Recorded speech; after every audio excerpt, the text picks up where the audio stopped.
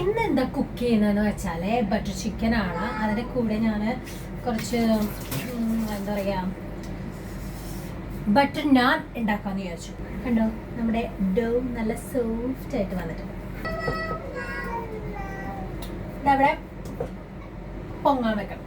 പൊങ്ങിയത് കണ്ടോ, ഇതിൽ കുറച്ച് ഓട്ടോകൾ ഇട്ടിട്ട് ഒന്നും കൂടെ ഒന്ന് പൊങ്ങാൻ വെക്കണം. 2 വട്ടം പൊങ്ങാൻ വെക്കണം, എങ്കിലാണ് നല്ല സോഫ്റ്റ് ആയിട്ട് ഉണ്ടാവും. അല്ലെങ്കിൽ നിങ്ങൾ ആ പൊങ്ങി അപ്പം തന്നെ എടുത്തിട്ട് പിന്നെ കുഴച്ചിട്ടുണ്ടാക്കുമ്പോൾ അത് അത്ര സോഫ്റ്റ് ആവില്ല. അപ്പോഴേക്കും ബട്ടർ ചിക്കനുള്ള ചിക്കൻ നമുക്ക് എന്ത് ചെയ്യാം, പൊരിച്ചെടുക്കാം. അപ്പം നമുക്ക് ഇന്ന് ബട്ടർ ചിക്കൻ ഉണ്ടാക്കാം. ഇന്ന് ഇതിൻ്റെ കൂടെ പുതിയൊരാളും കൂടെ ഉണ്ട്, നമ്മുടെ ചൂടാപ്പി.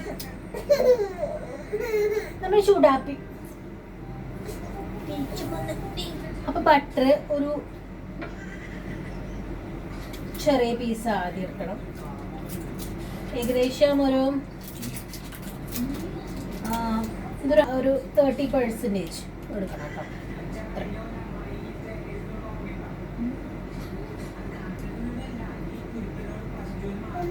ഇത് പൊരിക്കാം.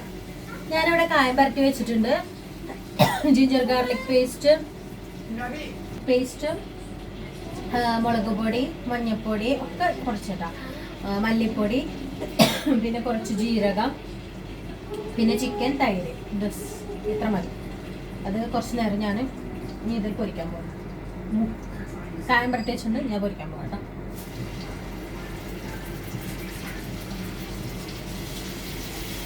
ഇതിൽ ബാക്കി മസാല കളയരുത്, നമുക്ക് വേറെ പരിപാടി. ബട്ടർ ചിക്കൻ ഏകദേശം ശരി വെച്ചിട്ടാണ് നമ്മൾക്ക് ഒരു പാത്രത്തിലോട്ട് മാറ്റാം.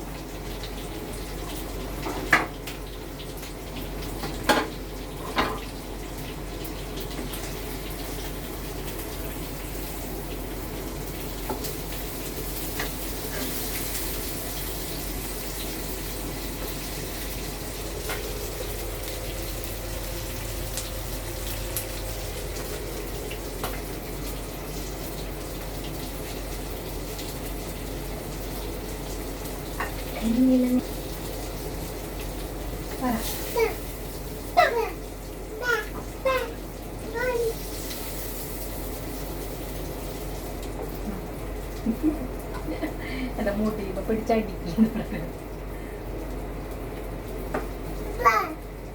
Cooking with the baby is very risk, so കുറച്ച് സ്ലോ ആയിരിക്കും. 5 പട്ട, ഗ്രാമ്പൂ, ഏലക്കായ, ഒരു തക്കോല ഒക്കെ ചെറിയ പീസാണുണ്ടോ. ഒരുപാട് മസാല ഇട്ടിട്ട് ബെടക്കൊക്കെ നശിപ്പിക്കരുത്. നമ്മളെപ്പോഴും കുറേ മസാല ഇട്ട് കഴിഞ്ഞാൽ അതിൻ്റെ ടേസ്റ്റ് പോകും. അപ്പോൾ അതിവിടെ നമ്മൾ ഡയറക്റ്റ് ഇവിടെ ഉള്ളി നല്ല ഫൈനലി ചോപ്പ് ചെയ്തിട്ടുണ്ട്. എന്തായാലും നമ്മൾ മിക്സി ജാറിലിട്ട് അടിക്കും. സോ എന്നാലും നല്ല കുക്കാവാൻ വേണ്ടിയിട്ടാണ് ഞാൻ നല്ല ഫൈനലി ചോപ്പ് ചെയ്തത് കേട്ടോ.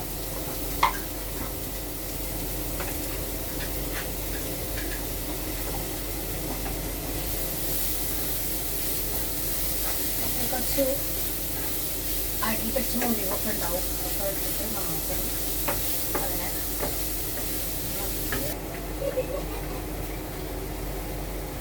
ഒരു പീസ് ബട്ടറിനെ, അതെന്തിനാ വെച്ചാൽ തീരെ ബട്ടറില്ല, നമുക്ക് ചിക്കൻ കുടിച്ചു.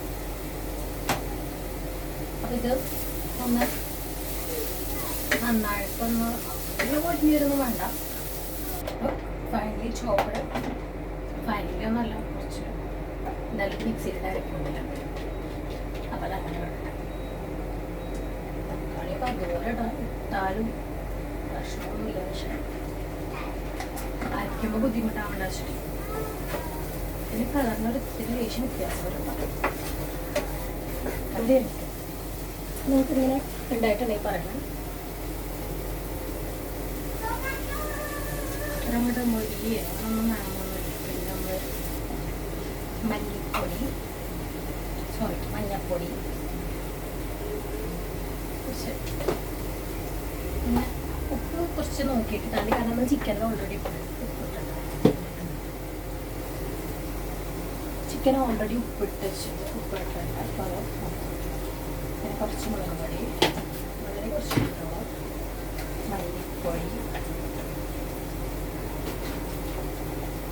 വളരെ കുറച്ചുണ്ട് കേട്ടോ. പിന്നെ ഈ ജീരക പൊടിയാണ് പൊടിക്കാൻ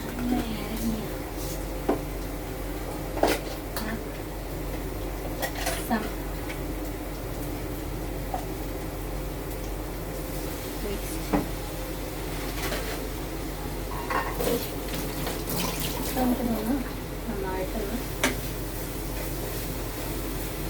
സൂപ്പ് ചെയ്തെടുക്കാം.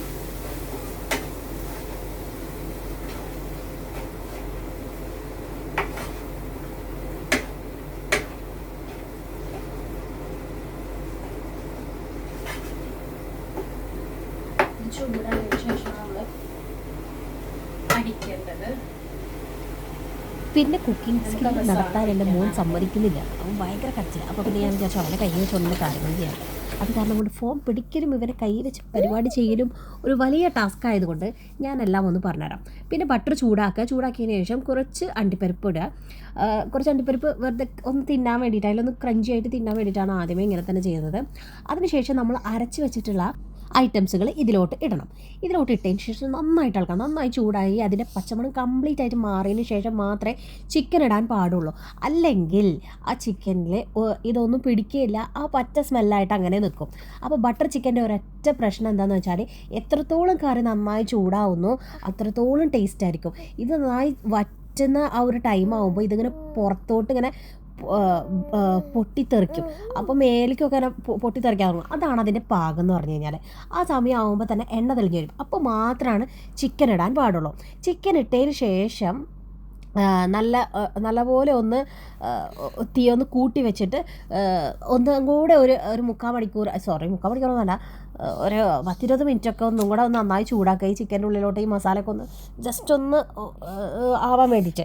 അതിനുശേഷം കുറച്ച് ഫ്രഷ് ക്രീം ഒഴിക്കുക, അണ്ടിപ്പരിപ്പ് അരച്ചത് ഒഴിക്കുക, അതിനുശേഷം ഫ്രഷ് ക്രീം ഒഴിച്ചതിന് ശേഷം അത് അവിടെ ഇട്ടാൽ എന്നിട്ടൊരു 5 മിനിറ്റ് ചൂടാക്കുക. അതിനുശേഷം തീ ഓഫ് ചെയ്ത് വെക്കുക. പിന്നെ ഇതൊന്ന് സെറ്റാകാൻ വേണ്ടിയിട്ടൊരു 10-20 മിനിറ്റൊക്കെ വെച്ചാൽ മതി. അതിനുശേഷം നമ്മൾ ബട്ടർ നാനും കൊട്ടി സൂപ്പറായിട്ട് അടിക്കുക. ഇതാണ് എൻ്റെ ബട്ടർ ചിക്കൻ്റെ റെസിപ്പി. അപ്പോൾ എല്ലാവർക്കും ഇഷ്ടപ്പെട്ടെന്ന് വിചാരിക്കുന്നു. അതിനുശേഷം ഞാനും റിസലാനും കുഴിച്ച് കുറച്ച് കൽസ് പരിപാടികൾ ചെയ്തിരുന്നു.